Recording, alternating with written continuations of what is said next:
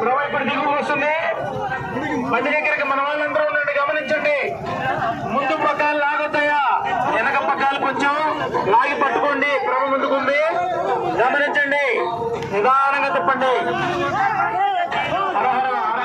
ముందు పక్కాలు లాగొద్దు. ముందు పక్కాలు మొత్తం రోడ్డు మీదకి వచ్చేయండి. బాబు ఇటొద్దు, పక్క రోడ్డుకి వెళ్ళాలి మీరు.